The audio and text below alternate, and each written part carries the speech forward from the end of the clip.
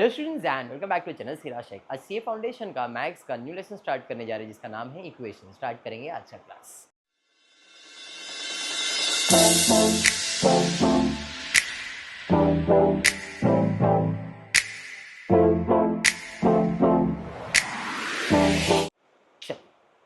First unit is completed. कहाँ चला गया भाई? First unit is completed. हम स्टार्ट करेंगे नया new lesson that is equation.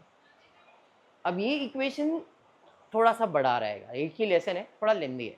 जैसे हमने पहले रेशियो कंप्लीट किया, प्रोपोर्शन कंप्लीट किया, उसके बाद इंडाइसेस देखा, फिर लॉगरिथम देखा, ये सब चीज़ें देख लिए थे, एक लेसन के अंदर पार्ट हो गया।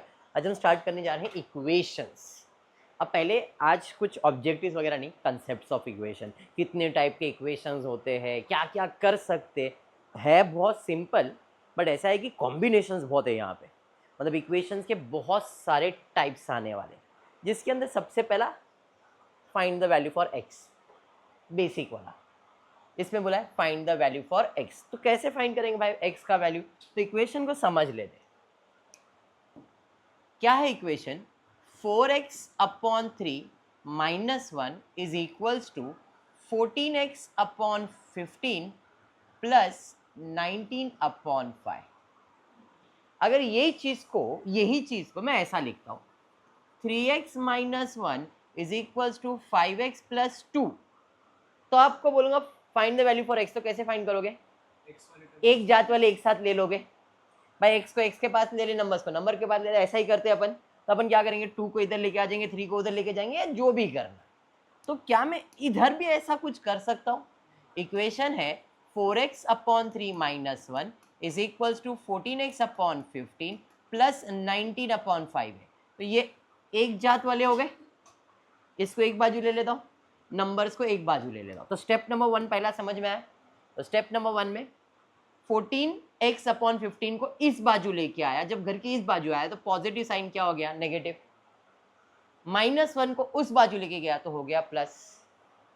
ये समझ में आया क्या? अब अंजलि, जब भी फ्रैक्शन का मतलब एक न्यूमरेटर और एक डिनोमिनेटर होता है।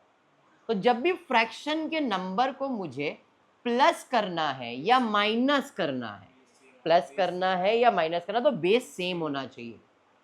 तो ही न्यूमरेटर प्लस, डिनोमिनेटर को कुछ नहीं कर सकते हो, प्लस माइनस। लेकिन मल्टीप्लिकेशन में रूल नहीं है ऐसा कुछ, डिवीजन में ऐसा कोई रूल नहीं है।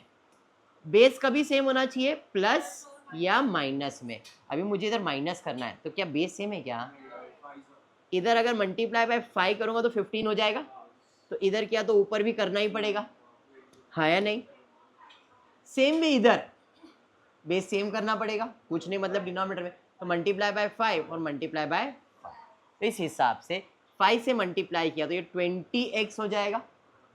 अरे हाँ, इसका लिखने का स्टाइल पे मत जाओ, मैं गायब करता हूँ। मैं लिखता हूँ 20x upon 15 minus 14x upon 15 is equals to 19 upon 5 plus 5 upon 5। Baby को बेस पसंद है, तो 20 में से 14 जाएगा तो 6x अपॉन, बेस सेम है, 9 प्लस अपॉन, अभी x फाइंड करना है तो अक्षय कुमार, क्या बात है, 6x इंटू 5 24 इंटू 15। सर 5 को लेके ही क्यों आए इधर, उसको उधर ही रख दो ना। मेरा वेरी गुड। अगर इतना आपको समझ आ गया तो सर जी आप ऐसा लिखेंगे तो भी चल जाएगा, 24 इंटू 15 अपॉन 5, 5 वन जा बराबर 6x is equal to 24 into 3। Sir 6 को भी तो इधर ही लेके आ जाओ ना सर, 24 इंटू 3 अपॉन 6। समझा इक्वेशन कैसे होता है? ये भी वही चीज़ है, 20 और 14, x का कॉमन ले लिया, इधर 9 5 कर लिया, 6 क्रॉस मल्टीप्लाई x का वैल्यू। सिंपल है, ये बेसिक इक्वेशन है। ठीक है, थोड़ा सा अपग्रेड कर देते हैं। अपग्रेड कर दिया, क्या है जरा पढ़ते हैं। डिनोमिनेटर ऑफ अ फ्रैक्शन क्या होता है? डिनोमिनेटर नीचे वाला, डाउन, डिनोमिनेटर डाउन, न्यूमरेटर ऊपर वाला। तो जब ऐसा कुछ दिखा तो इसे आप डिनोमिनेटर कहते हो, इसे आप न्यूमरेटर कहते हो। तो अब वो क्या बोल रहा है, denominator of a fraction, fraction मतलब इसे फ्रैक्शन कहते हो। अब वो फ्रैक्शन क्या है मुझे मालूम है क्या, नहीं, खाली इतना बोला एक फ्रैक्शन है जिसका denominator, the denominator of a fraction exceed, exceed मतलब ज्यादा है, एक्सीड न्यूमरेटर, न्यूमरेटर से ज्यादा है, न्यूमरेटर से ज्यादा है बाय 5। मतलब अगर मेरा न्यूमरेटर x है तो डिनोमिनेटर जो है वो न्यूमरेटर से 5 ज्यादा है, x प्लस 5 बराबर। If 3 is added to both the fraction, both the fraction become 3/4। अगर 3 ऐड करते हो तो आंसर आएगा 3/4। ऐसा ही बोला उसने, तो चलिए जैसा बोला है वैसा लिख दो।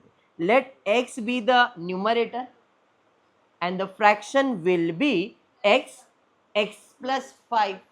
अभी बताया था, यही बोला मैंने। फिर उसने बोला है if 3 is added to both, दोनों में 3 को ऐड करते हैं तो आंसर 3/4 आ जाता है।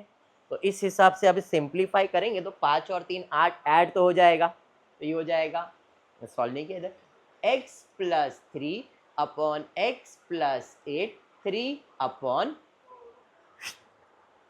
तो ये हो जाएगा 4x प्लस 12, 4 से मल्टीप्लाई कर दिया, इतना सिंप्लीफिकेशन तो करना ही पड़ेगा ना।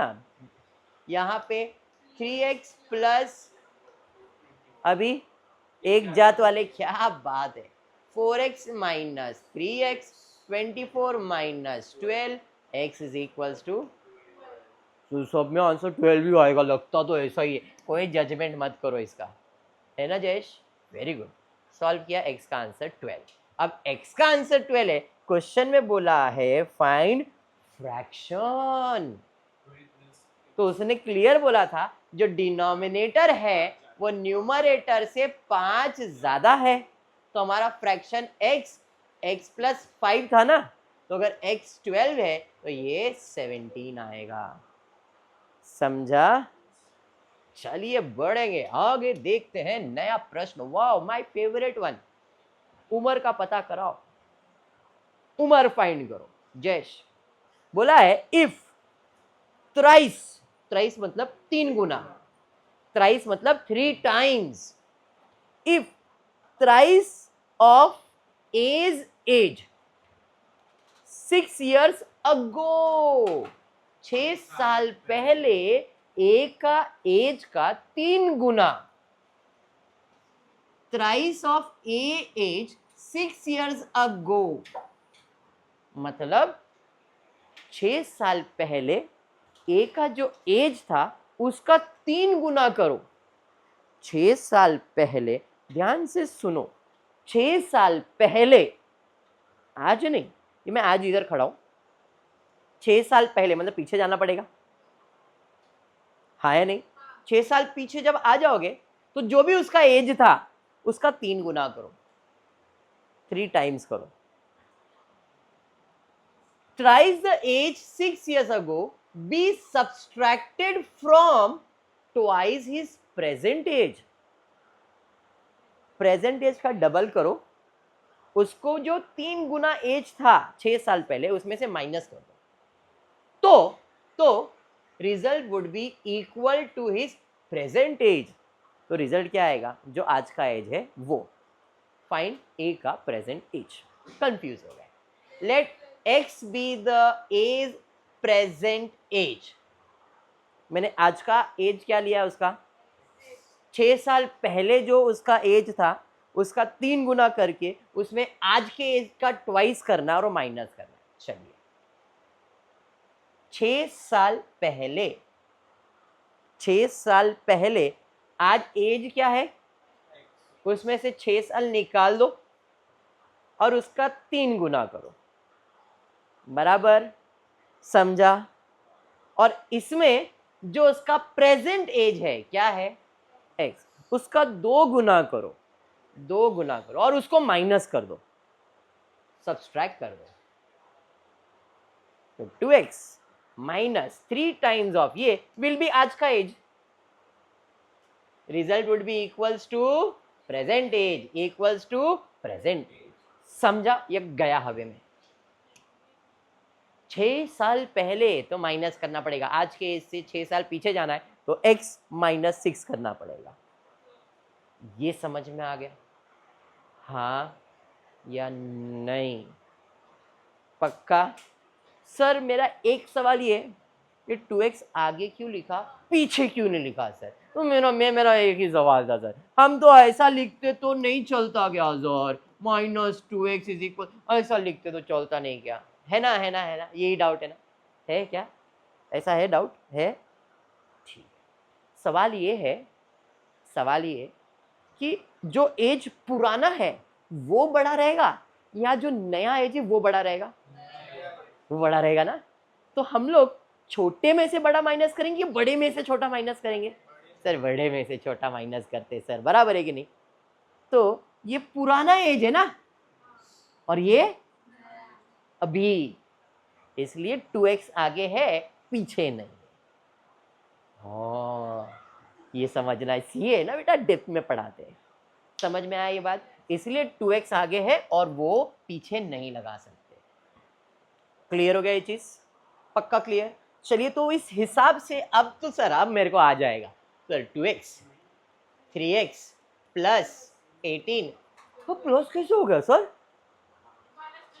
हाँ मालूम है ना, स्मार्ट है फिर तुम लोग। 2 में से 3 जाएगा तो -x बचेगा, सबर अली है, इज इक्वल्स टू x, एक जात वाले एक साथ आ जाएंगे। 18 is equals to x plus x, 18 is equals to 2x, but मुझे तो एक ही x चाहिए, 9, 2 1 2 9 18, मतलब आज उसका एज क्या है? 9। ठीक है, अब 6 साल पीछे जाता हूं तो 6 साल माइनस में उसका क्या एज हो जाएगा? हो गया 3। जो उसका एज है उसका 3 गुना करो, तो 3 गुना करना है मतलब 9 आता ही है ना? अरे हाँ, समझा या नहीं? आज का एज ट्वाइस कर दो, x यानी कि क्या है, x का आंसर 9, उसका 2 गुना करो मतलब कितना आएगा? 18 ही आएगा। नहीं तो समझा, चलो ठीक है। तो इस भाई साहब का प्रेजेंट एज इज 9। समझ में आ रहा है? अब इसमें ज्यादा टाइम वेस्ट करने जैसा नहीं होना चाहिए, ये सिंपल इक्वेशन है, एकदम सिंपल, इसे सिंपल इक्वेशन कह सकते हो। ठीक है, नया वापस simple equation, a number consist of 2 digit, number consist of 2 digit. हम लोग स्कूल में थे ना, जब स्कूल में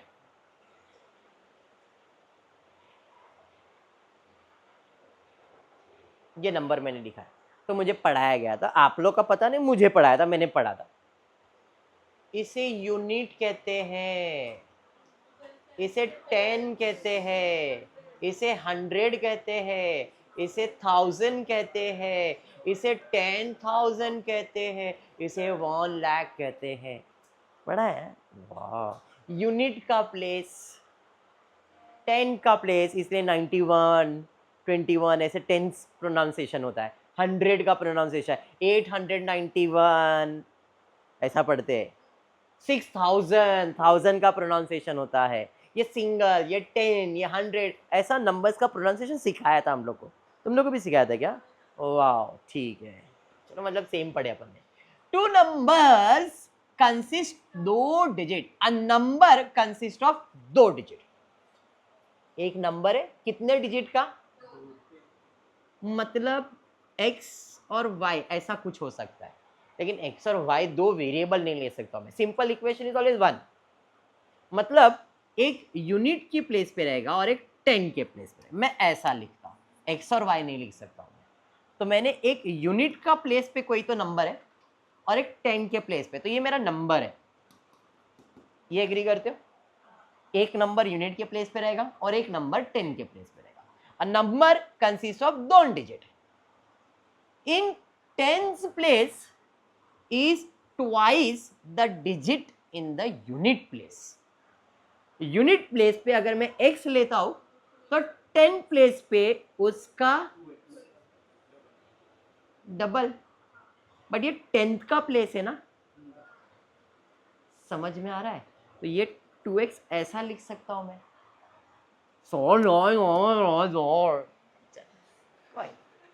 late x be the digit in unit place.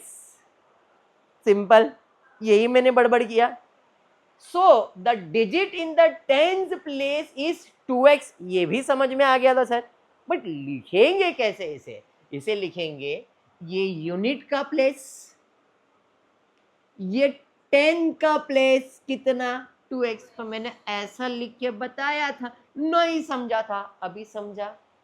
जो 10 के प्लेस पे वो नंबर क्या है 2x, और जो यूनिट के प्लेस पे वो नंबर क्या है x. देयरफॉर मेरा नंबर क्या है 10 टाइम्स ऑफ 2x. तो 10 टाइम ऑफ 2x मतलब 20x प्लस x. ये 10th का प्लेस और ये यूनिट का प्लेस. नंबर समझ में आ गया ये? हाँ या नहीं? पक्का. कंडीशन आगे चेंज होने वाला है, इसलिए नंबर समझ में आ गया. अंजलि आगे बोला if 18 be subtracted from the number the digits are reversed. अगर उस नंबर से 18 को माइनस किया, कौन से नंबर से? इसमें से माइनस किया 18, तो आंसर इसका उल्टा हो जाएगा. हो चल देख, मेरा नंबर ये था 20x plus x, 20x plus x था, माइनस 18 किया, ये समझ गया. रिवर्स. क्या रिवर्स? रिवर्स ये हो गया कि जो यूनिट का प्लेस था ये डबल हो गया. पहले क्या था, यूनिट का प्लेस का जो नंबर था वो 10 के प्लेस पे डबल हो रहा था. अब रिवर्स क्या हो गया, यूनिट का प्लेस क्या हो जाएगा डबल. तो यूनिट का प्लेस क्या हो गया डबल, और ये हो गया सिंगल. मतलब 10 के प्लेस पे x आ गया और यूनिट के प्लेस पे 2x, उसका डबल हो गया. समझा या बाउंसर गया? नहीं.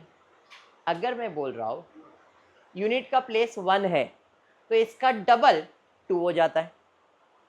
यूनिट का डबल हुआ. अब रिवर्स में क्या आएगा, ये 10 का प्लेस था तो इधर x लिया है तो इसका डबल 2x इधर हो जाएगा. x है ना 10 के प्लेस में, उसका डबल क्या हो जाएगा 2x. तो ये यूनिट का प्लेस और ये 10 का प्लेस, तो 10 के प्लेस पे x आ जाएगा और यूनिट के प्लेस पे उसका डबल हो जाएगा. समझा या बाउंसर? पक्का. तो ये मेरा यहां तक का इक्वेशन समझ गया. अब मैं कर सकता हूं 20 प्लस एक्स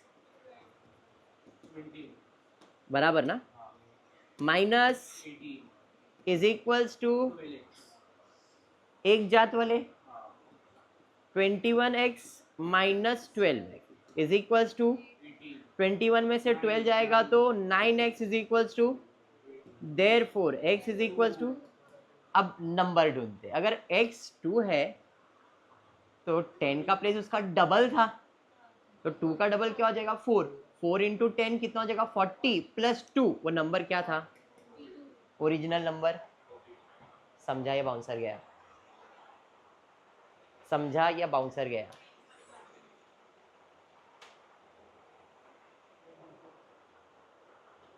ये जो लेसन है इसमें ऑब्जेक्टिव्स ऑलमोस्ट मेरे हिसाब से 50 के आसपास रहेंगे, 50 से भी ज़्यादा रहेंगे. अब तक तो मेरे पास जितना आया है उसमें मैंने देखा है 15 15 15 15 15 4 मतलब 15 30 60 ऑब्जेक्टिव्स मेरे पास ऑलरेडी अभी है इसके. 60 मतलब 4 से 5 लेक्चर्स तो इसके होने वाले ही है, इक्वेशन के ही, और अलग अलग टाइप्स के होने वाले. तो ये सिंपल इक्वेशन पढ़ा रहा हूँ, ऐसे आज सब टाइप पढ़ा दूंगा. नेक्स्ट लेक्चर में सिर्फ ऑब्जेक्टिव्स करेंगे, एक एक करके कंसेप्ट वाइज जाएंगे. एक पहला सिंपल इक्वेशन ले लेंगे, फिर क्वाड्रेटिक इक्वेशन ले लेंगे, फिर लीनियर इक्वेशन ले लेंगे. ऐसे सब अलग अलग टाइप्स पढ़ने वाले. इतना क्लियर है बेटा? पक्का. For a certain commodity, very important, ये हम फर्स्ट ईयर में पढ़ते हैं मैथ्स के अंदर, अगर आपने मैथ्स गलती से लिया रहेगा फर्स्ट ईयर में तो, और अभी तो 12th वाले आप लोग तो आपको आएगा ही, हमने 12th के मैथ्स में किया हुआ ये चीज, डिमांड एंड सप्लाई वाला समय, अगर याद है तो ठीक, नहीं तो कोई नहीं श्रेष्ठ, सिरा से आया तो पढ़ा ही देंगे। फॉर अ सर्टन कमोडिटी, कोई एक कमोडिटी है, उसका डिमांड का इक्वेशन दिया हुआ है, मतलब डिमांड का इक्वेशन दिया हुआ है, demand is equals to 100 times of 10 minus P, ये डिमांड है, कोई एक कमोडिटी है उसका डिमांड दिया है, फिर आगे दिया है the supply equation is given in KGs, और सप्लाई का भी इक्वेशन दिया गया है 75 पी माइनस 3, दो इक्वेशंस दिए गए, बराबर है।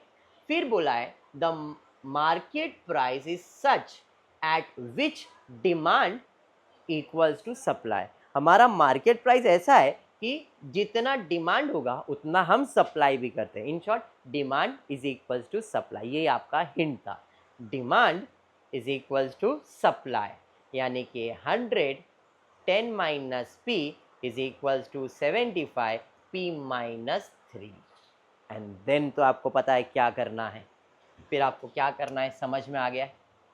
देखिए given demand function, given supply function, demand is equal to supply, equation form हो गया, ये हो जाएगा 1000 माइनस 100 पी, ये हो जाएगा 70 पी 75 माइनस ये हो जाएगा 125, नहीं 125 नहीं 225,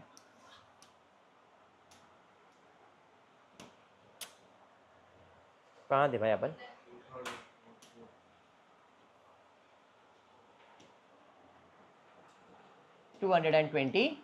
ये समझा, एक जात वाले एक साथ आ जाएंगे, 1000 plus 225 75 P plus 100 and, I hope इसके आगे कर सकते हो, हाँ चलिए फिर मैं फटफट सॉल्व कर देता हूँ।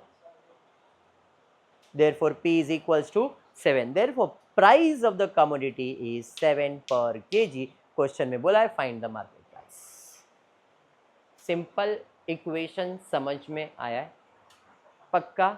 एज वाला सिंपल इक्वेशन में आता है, सिंगल वेरिएबल वाला, एज में डबल भी होता है, सिंगल वेरिएबल हमने सिंगल एक्स को ही यूज करके एक पर्सन का था हमने सॉल्व किया था, न्यूमरेटर डिनोमिनेटर में सिंगल वेरिएबल सॉल्व किया था, डबल भी आता है, डबल इक्वेशन, अभी के लिए हमने सिंगल किया है। मार्केट प्राइस, डिमांड एनालिसिस, ये भी हमने single on the basis of price he solve किया है, ठीक है यहाँ तक।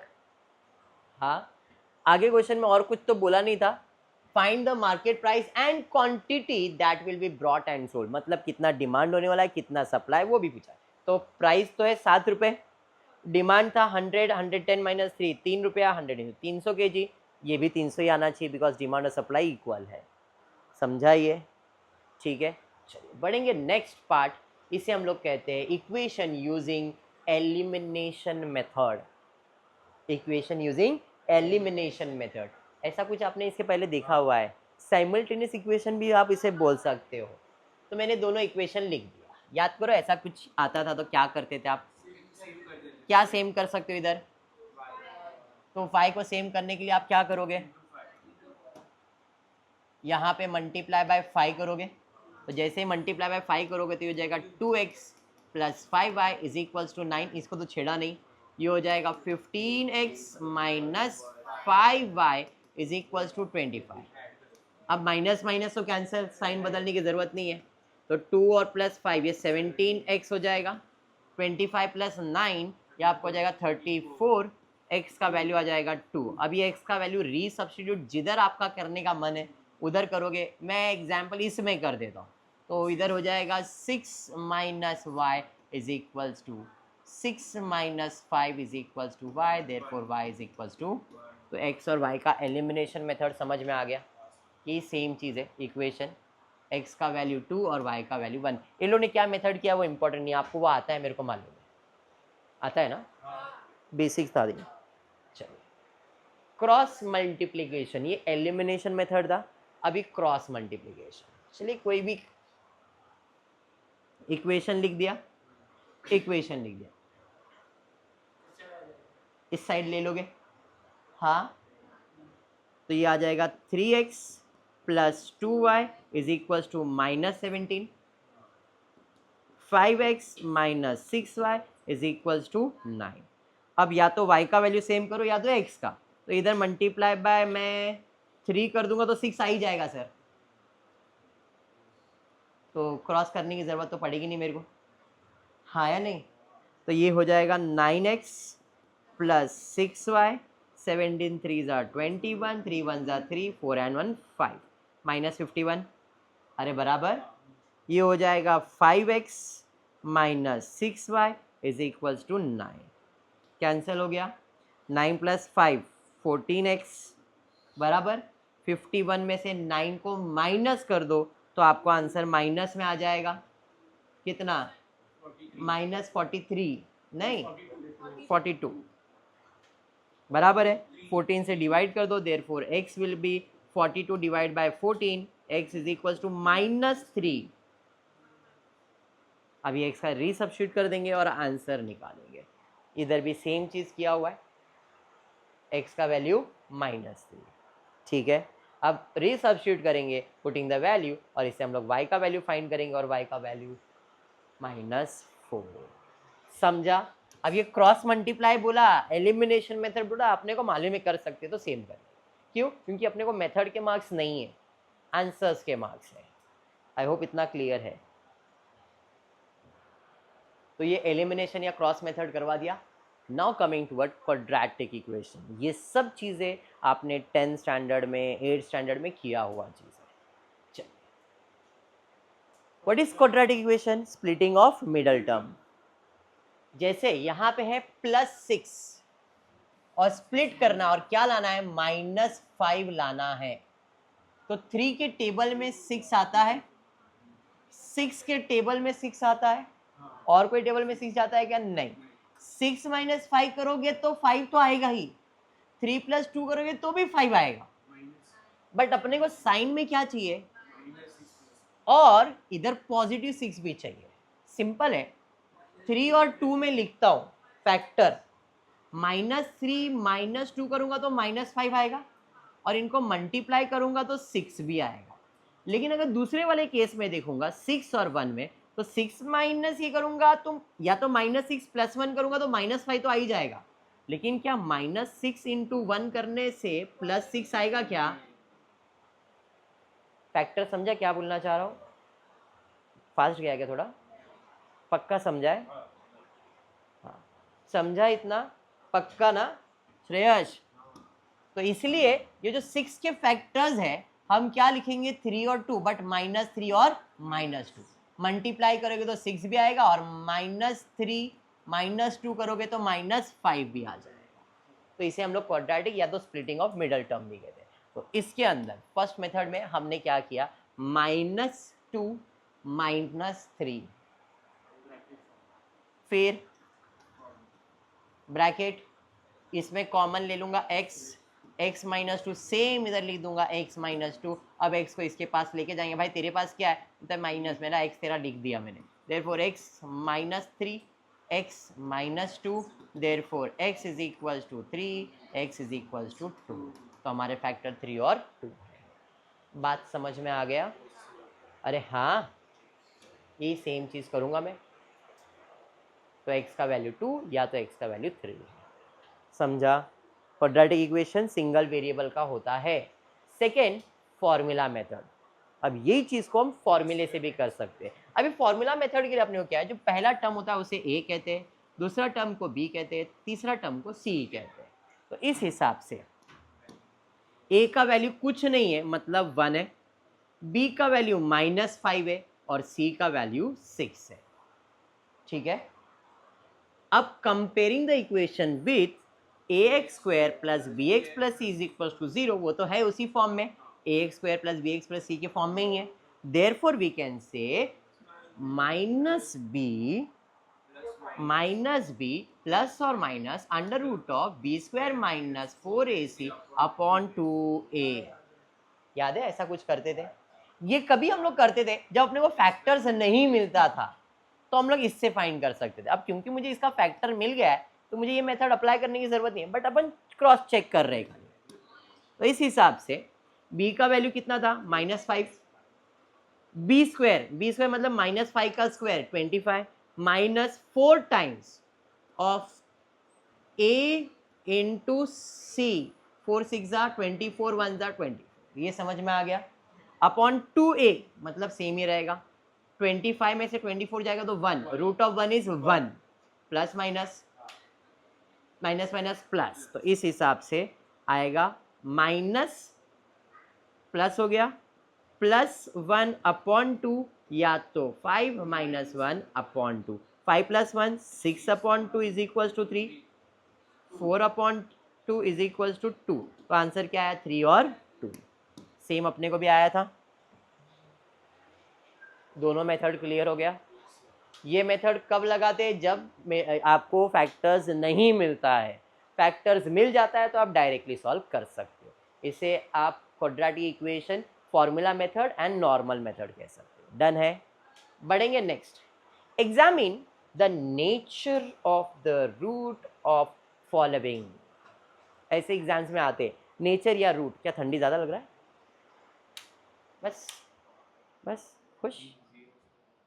अब नेचर ऑफ द रूट मतलब डेल्टा।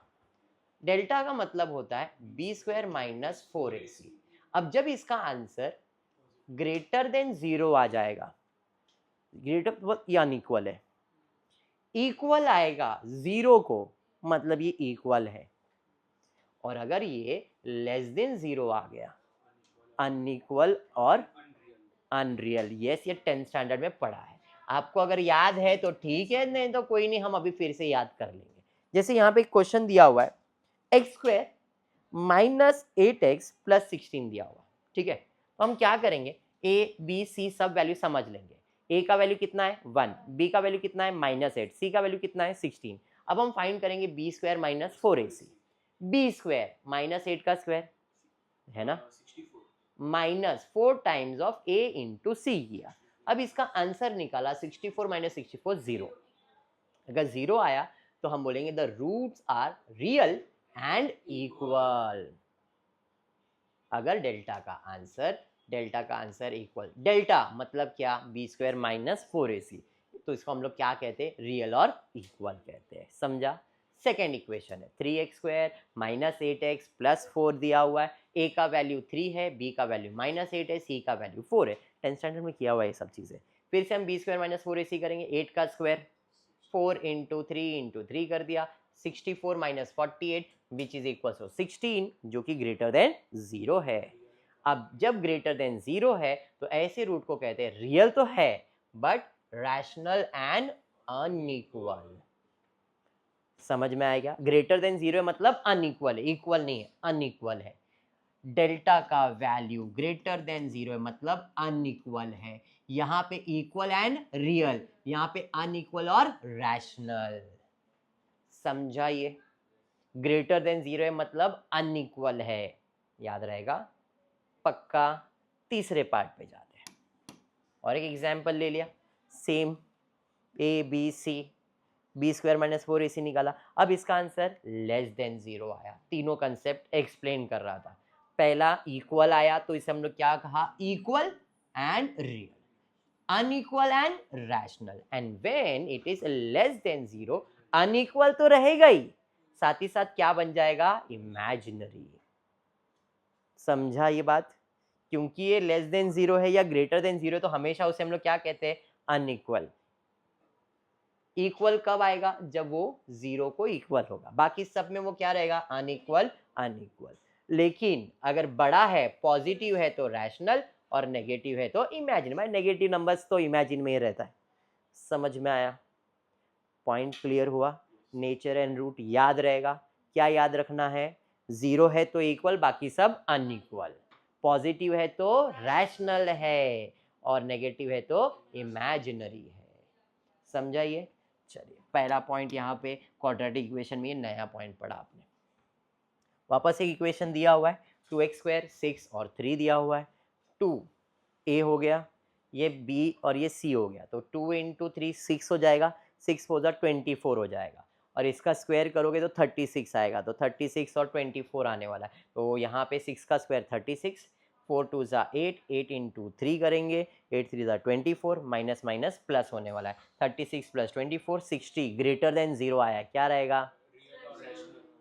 ग्रेटर देन 0 है, ग्रेटर देन 0 मतलब अनइक्वल है, और अनइक्वल को हम लोग क्या कहते हैं? रैशनल, पॉजिटिव है इसलिए, तो the root is unequal and इसे हम लोग क्या कह सकते हैं? रैशनल।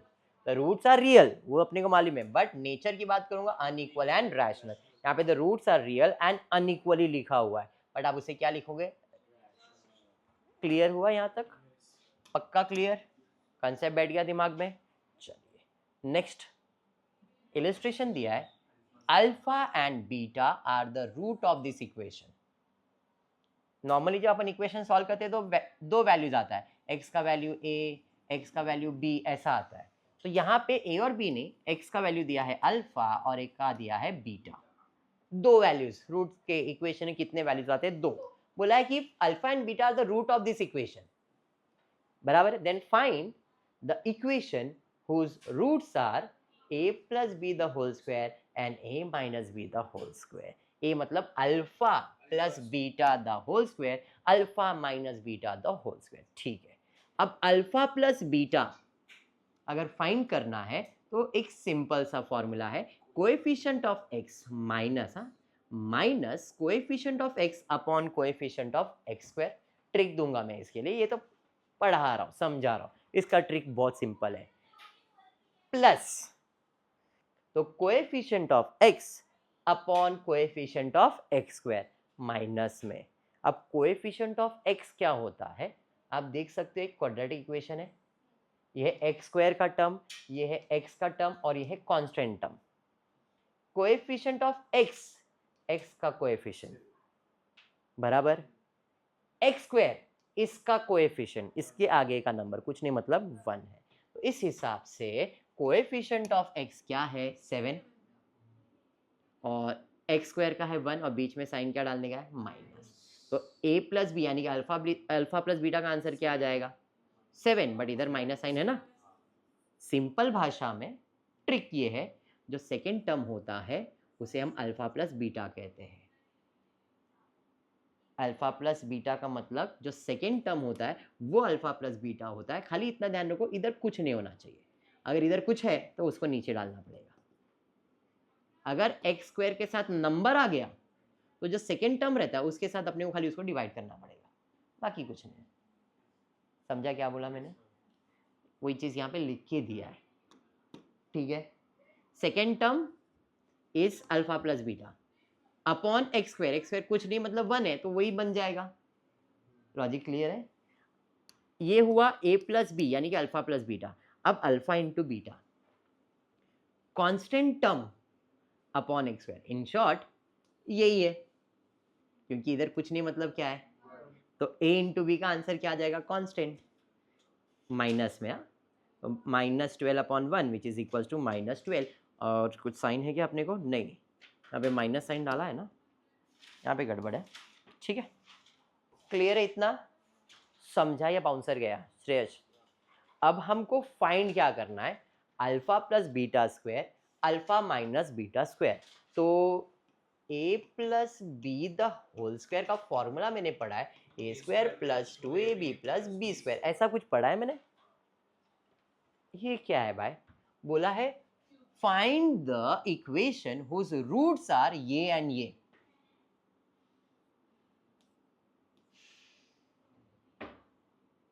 तो अल्फा प्लस बीटा कहीं ना कहीं मुझे मालूम तो है, अल्फा माइनस बीटा नहीं मालूम है। मालूम है क्या? तो इसको हमने इधर फॉर्मूले में अप्लाई कर दिया। अब एक्चुअल में क्या किया वो एक्सप्लेन कर देता हूँ। आई होप दिमाग में बैठ रहा है, कुछ पका रहा हूँ क्या ज़्यादा? इतना समझा है? ये सॉल्व करता हूँ, तो मैं कैसे सॉल्व करूँगा? Alpha plus beta the whole square is equals to what? Alpha square plus beta square plus 2 alpha beta. ये समझा? अब अल्फा माइनस बीटा को मैं कैसे सॉल्व करूंगा?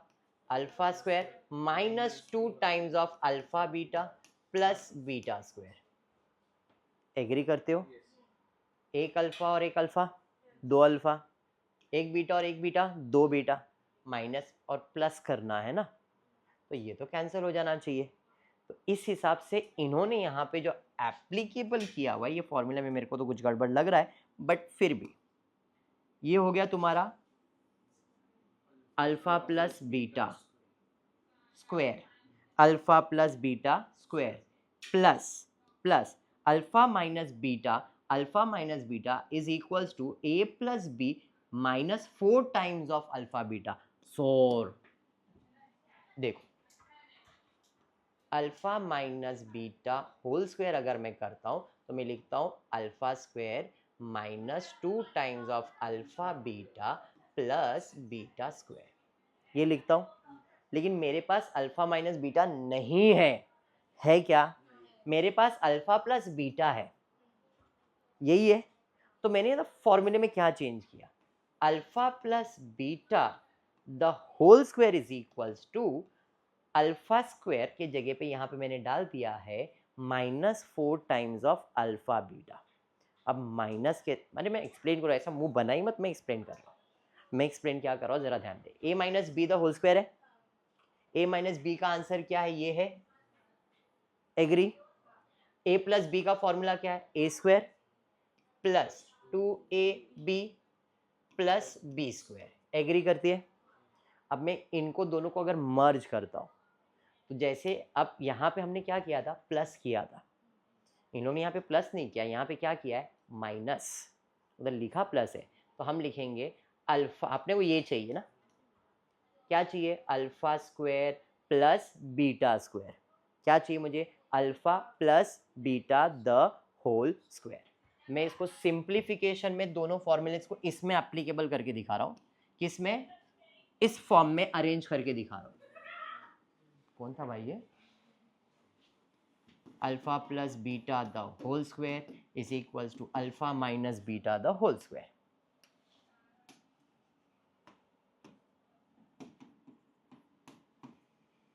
अब यहां पे लिख रहा हूं A square plus 2ab plus B square is equals to alpha square minus 2ab plus beta square. ये समझा? इस बाजू ले लेता हूं, सब अल्फा स्क्वायर प्लस आएगा तो माइनस हो जाएगा, plus 2 alpha beta, 2 alpha beta plus beta square minus beta square is equals to, क्या बच रहा है आपके पास, 2 plus 2 4 alpha beta is equals to 0 बच रहा है, यही बच रहा है। हाँ, अगर मैं इसको सिंप्लीफाई करूंगा और उसमें से अगर ये माइनस कर दूंगा तो मुझे क्या मिलेगा, इसको मैं फॉर्मूले में सब्स्टिट्यूट करता हूं, उसमें से अगर मैं 4 टाइम माइनस करूंगा तो मुझे ये मिल जाएगा। कैसे, तो देखो, अल्फा प्लस बीटा तो मेरे को मालूम ही है ना, क्या मैं सॉल्व करता हूँ, A square plus 2 times alpha beta plus beta square, यही है ना। इसमें माइनस करता हूँ 4 टाइम्स ऑफ अल्फा बीटा, तो क्या आएगा, अल्फा स्क्वायर, 2 में से 4 जाएगा तो -2 अल्फा बीटा बचेगा प्लस बीटा स्क्वायर हो जाएगा। अब ये क्या हो गया, द होल स्क्वायर हुआ ना। तो इतना आपको एक्सप्लेन करने का रीजन नहीं, मैं डायरेक्टली फॉर्मूला लिखता था। क्या, अगर माइनस है और उसे पॉजिटिव करना है, माइनस है अगर उसे पॉजिटिव करना है तो देखो अल्फा प्लस बीटा लिख दिया, हाँ, अब ये प्लस है तो अपने को क्या करने का है, माइनस उसका डबल, यानी कि 4 टाइम्स अल्फा बीटा। अगर वही जगह पे ये प्लस होता और मुझे माइनस करना होता तो मैं इधर माइनस लिखता और यहाँ पे +4 टाइम्स अल्फा बीटा करता, क्योंकि बिगर नंबर साइन पॉजिटिव होता तो आंसर पॉजिटिव हो जाता। यहाँ पे बैठा दिमाग में क्या बोल रहा हूँ, पक्का 100%। तो इसलिए हमने यहाँ पे ये तो लिख दिया, बट ये माइनस था, इसे पॉजिटिव में कैसे कन्वर्ट किया, तो मैंने लिखा alpha plus beta the whole square -4 times of alpha beta. इसी फॉर्म में क्यों लिखा, बिकॉज मेरे पास a प्लस बी और अल्फा बीटा ही है, ठीक है। पक्का समझा? माइनस का फॉर्मूला नहीं है, तो माइनस को कन्वर्ट पॉजिटिव में कैसे करेंगे? Alpha plus beta the whole square minus 4 times. If you want you can write formula for this. Simple, अगर आपको ऐसा चाहिए तो alpha minus beta the whole square is equals to alpha plus beta the whole square minus 4 times alpha beta. ठीक है, अब alpha plus beta मेरे को मालूम है कितना है, -7. ये तो हो गया 7 का स्क्वायर 49. अल्फा प्लस बीटा मतलब -7 square. 4 times of alpha beta कितना है, 12 है. तो 4 times of alpha beta. Clear हुआ?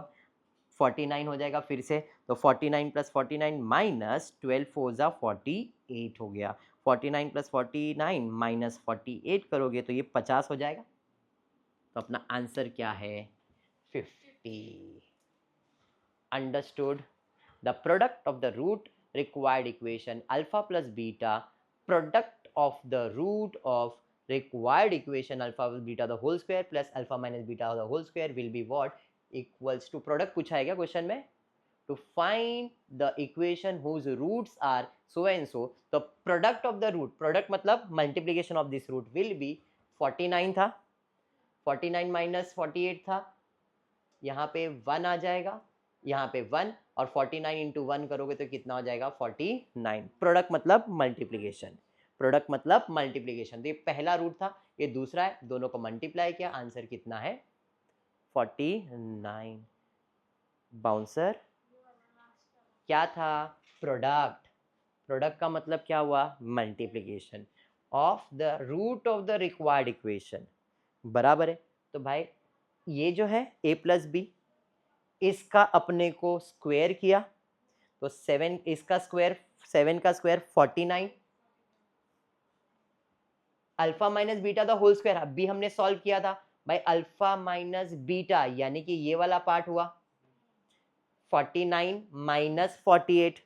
तो 49 माइनस 48, इधर लिखने में गड़बड़ है. 49 और 48 दोनों को अलग अलग सॉल्व करेंगे तो प्रॉब्लम ही नहीं आएगा आपको. तो यहाँ पे 49 माइनस 48 ये क्या आया, अल्फा माइनस बीटा का आंसर आया.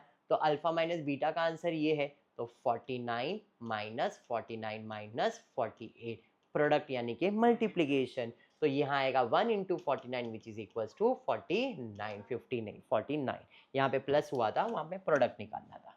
समझा ये?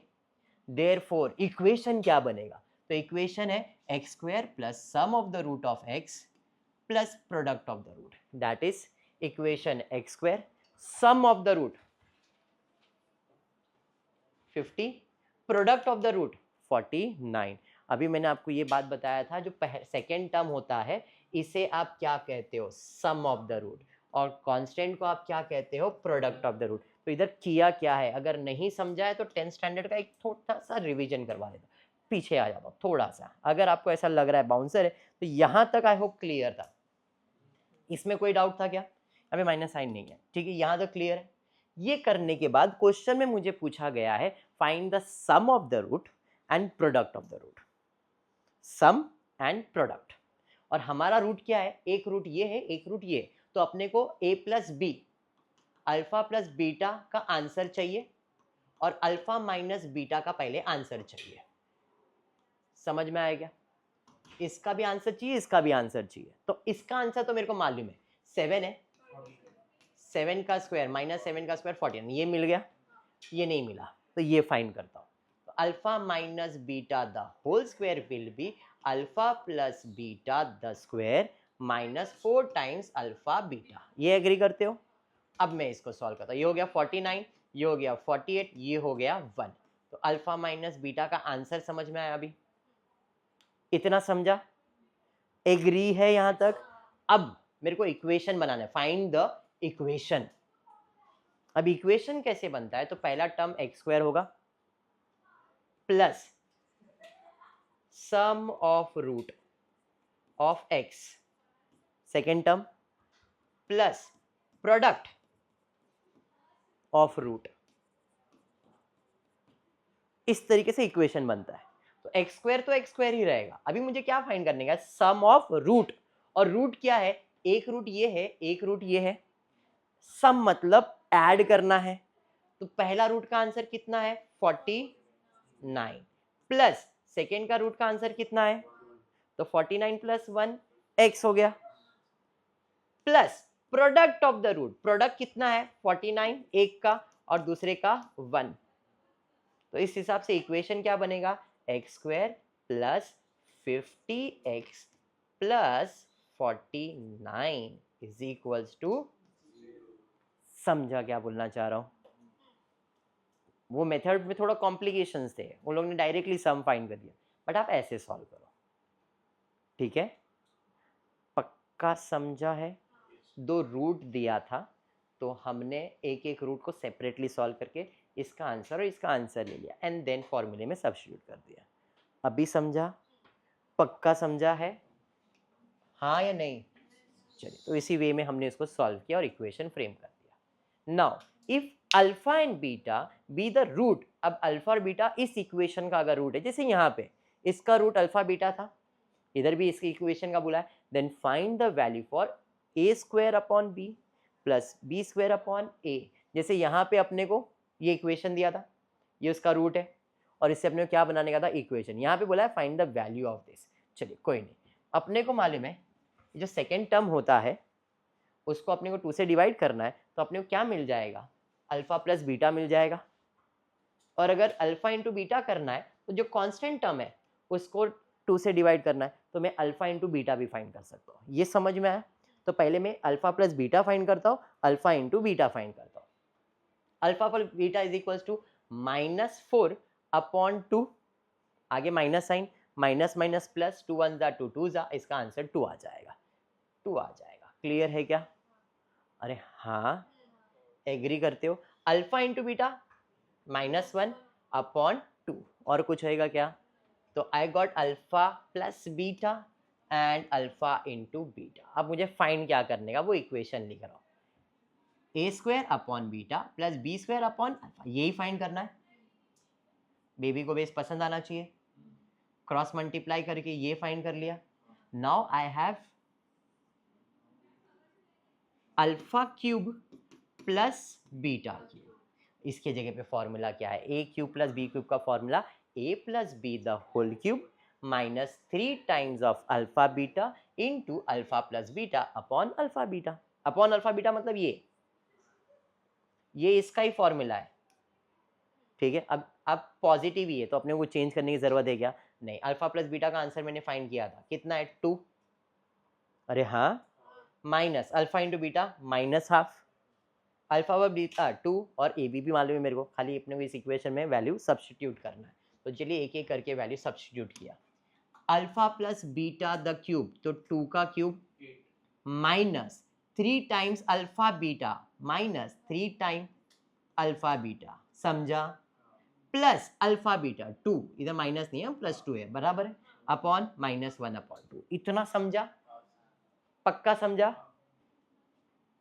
ये मल्टीप्लाई करना है तो इधर कैंसिल कर दिया, मल्टीप्लाई है ना, कैंसिल हो गया, 3 1 जा 3 बट -3 हो जाएगा, 2 का क्यूब कितना हो जाएगा 8, 8 माइनस 3 1 जा 3 माइनस तो प्लस हो जाएगा, और कुछ आएगा क्या, क्योंकि इसका 2 और 2 तो कैंसिल कर दिया मैंने, -1 अपॉन 2। 8 और 3 कितना 11, 8 प्लस 3 11, और ये 2 ऊपर आ जाएगा, तो 11 इंटू 2 अपॉन -1, तो -22 बोल सकता हूँ मैं। तो अपना इस इक्वेशन का आंसर समझ में आ गया, क्या आना चाहिए? समझा? Any doubt? पक्का क्लियर? सिंप्लीफिकेशन समझा या नहीं?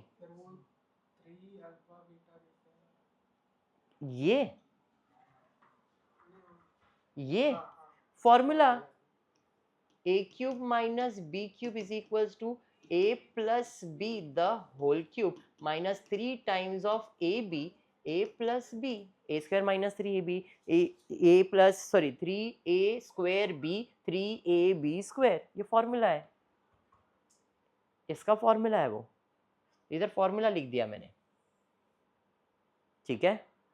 हाँ, 22 समझ में आया सिंप्लीफिकेशन? पक्का ना?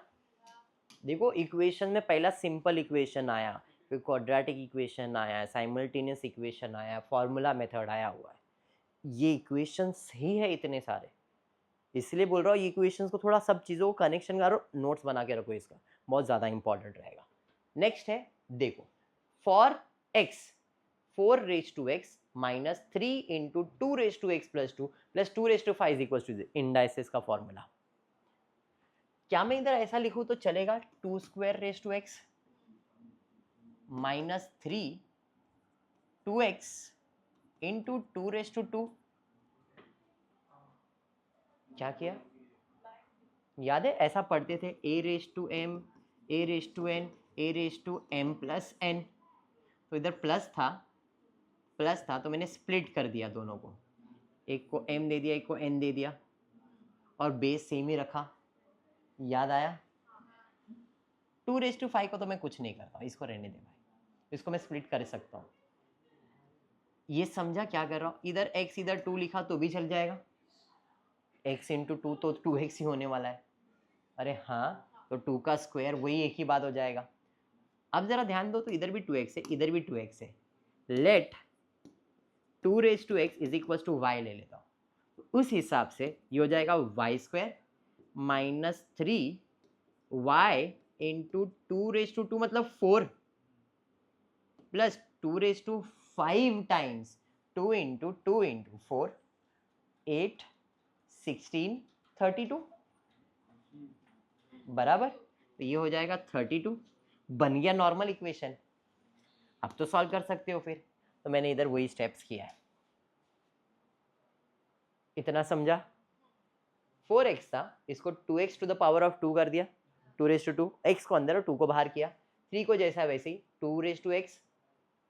लेट 2 रेज टू x को अपन रिप्लेस कर देते, ये 2 का स्क्वायर क्या हो गया 4, 4 इंटू 3 कितना हो गया 12 रेज टू 2x हो गया, बराबर। यहां तक रिप्लेस कर दिया, 2x के जगह पे y तो ये y स्क्वायर हो गया, 2x के जगह पे y ये माइनस 12 हो गया और ये 32 हो गया। अभी स्प्लिटिंग 32 को और क्या लेके आने का 12, 32 कौन से टेबल में जाएगा, 16 2 जा 32, बट 12 तो नहीं आएगा, 4 8 जा 32 होता है, 4 8 जा 32, बट क्या चाहिए माइनस 12 चाहिए, माइनस 4 और पॉजिटिव 32 भी आ जाएगा, तो फैक्टर -4 और -8, फिर ग्रुप बना देंगे, पता है ना। देयरफॉर एक का आंसर आएगा 4 और एक का आंसर आएगा 8। y का वैल्यू मिल गया, बट y क्या है 2 रेज टू x है, अरे हाँ 2 raise to x is equals to 8 and 2 raise to x, तो लॉग की बात करेंगे तो इधर पावर में क्या रहेगा 8 आना है, तो 2 रेज टू 3 होगा, तो ये आंसर 8 आएगा, समझा। अगर y का वैल्यू 4 है तो यहाँ पे 4 आने के लिए x का पावर क्या हो जाएगा 2, therefore x will be 3 और x will be 2। ट्विस्ट इधर है, आप इधर आके रुक जाओगे, बट नहीं, इसके आगे सॉल्व होगा। ये पार्ट समझा, डन। मतलब आपने इक्वेशन में जितने टाइप्स है मैक्सिमम कवर कर लिए अभी, इतना समझ में आ चुका है, पक्का समझ में आया, ऐसा कोई इक्वेशन जो नहीं समझा है, पक्का समझा है। चलिए लास्ट पार्ट ले लेता हूँ, सेम वैसा ही लेता हूँ, अगर लास्ट है तो लास्ट। अभी इधर क्या करूँगा बताओ, 2 raise to x into 2 raise to -2, plus minus तो माइनस ही होने वाला है, हाँ, plus 2 raise to 3 into 2 raise to -x is equals to 3, ऐसा ही कुछ है। एनी डाउट, समझा ये बाउंसर गया, देखो सेम बराबर बराबर, एनी डाउट। चलिए माइनस को नीचे ले लिया, माइनस को नीचे ले लिया, पॉजिटिव हो गया, ये माइनस को इधर ले लिया।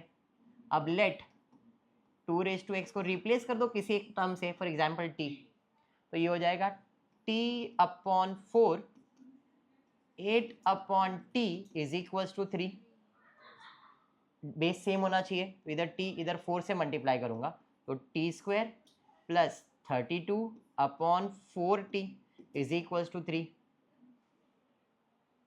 समझ रहा है ना। T square plus 32 is equals to 3 into 4t, T square plus 32 is equals to 12t। Equation के फॉर्म में अरेंज कर देता हूं, तो इक्वेशन का फॉर्म है T square -12t plus 32 is equals to, ऐसा ही सेम दिख रहा है यार, देखो सेम। तो बाकी सब तो सेम, x का वैल्यू तक तो 8 और 4 ही आने वाला है। देखो 8 और 4 ही आए यहां तक, 4 और 8 हो गया t का वैल्यू। अब t था क्या, t था 2⁻x, सेम, तो इसका मतलब इधर भी सेम आंसर आने वाला है, 2 और 3। वेरिएशन समझा, सम में किया वैसा ही अलग अलग तरीके से, बड़ा आंसर मिल रहा है ना अपने को। फॉर्मेट समझ जाओ, इक्वेशन साइमल्टेनियसली सॉल्व करते समय ये ध्यान में रखना है खाली, ठीक है, पक्का। और भी है क्या सर? यस, लास्ट पार्ट है, खत्म करते हैं इसको। क्या दिया क्वेश्चन में, if one root of the equation is 2 minus √3 from the equation given that the root is irrational. Rational पढ़ लिया था, ये इरेशनल क्या है? देखो द रूट क्या दिया हुआ है, माइनस दिया हुआ है ना, एक बार चेक कर लेना, माइनस दिया है क्या प्लस, बुक में चेक करूंगा, इधर प्लस लिखा है, प्लस है क्या माइनस, मैंने चेक नहीं किया। सम ऑफ टू रूट्स, सम मतलब एडिशन, ये पहला रूट, ये आपका दूसरा रूट, ये सम मतलब एडिशन होता है। तो बोला the one root is this, एक ये है तो दूसरा पॉजिटिव ही रहने वाला है, क्योंकि जब भी रूट निकालते हो तो एक पॉजिटिव रहता है और एक नेगेटिव रहता है। तो यहाँ पे एक रूट ये है, द अदर रूट को हमने क्या कर दिया है, पॉजिटिव। मतलब अगर एक रूट 2 माइनस √3 है तो सेकेंड रूट क्या बन जाएगा, 2 प्लस √3। तो ये दोनों रूट समझ में आ गया, मतलब एक अल्फा और एक बीटा हो गया। अब क्वेश्चन में बोला है if the one root of the equation from the given equation find the root, sorry the equation that the root is irrational, ये हमको फाइंड करना था। तो मैंने पहले एक अदर रूट लिखा, सम ऑफ द रूट लिख दिया, सम में आप देखोगे रूट और रूट कैंसिल हो जाएगा, 2 + 2 कितना हो जाएगा, 4। अब प्रोडक्ट फाइंड करते हैं, याद करो अभी मैंने बताया था x² प्लस सम फिर प्रोडक्ट, याद आया ऐसा कुछ, इसलिए मैंने पहला सम निकाला है, अब मैं प्रोडक्ट निकालू, प्रोडक्ट मतलब मल्टीप्लीकेशन।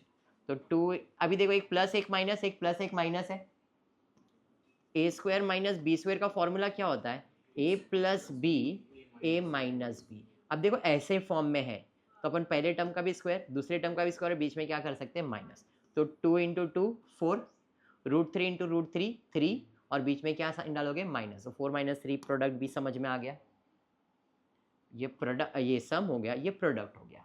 इक्वेशन कैसा है, x² minus sum of the root of x plus product of the root. इस हिसाब से x² sum of the root is 4 and the product is 1।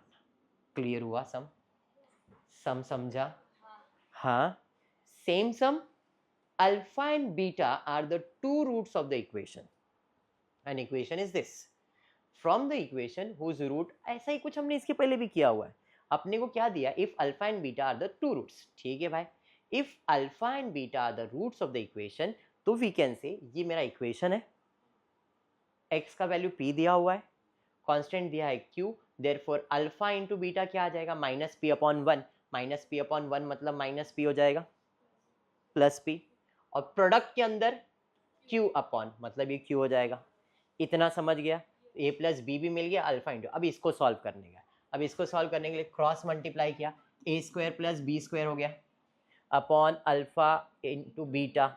चलिए तो a² प्लस b² का फॉर्मूला देखो, हमको ये मालूम है, ये फॉर्मूला मालूम है, a² plus 2ab plus b², ये मालूम है मुझे। क्वेश्चन में a² प्लस b² पूछा है ना, तो मैं क्या करता हूँ, इसको और इसको इधर छोड़ता हूँ, तो प्लस को इधर लेके आता हूँ। तो क्या मैं ऐसा लिख सकता हूँ, -2 times of alpha beta is equals to a² plus b²।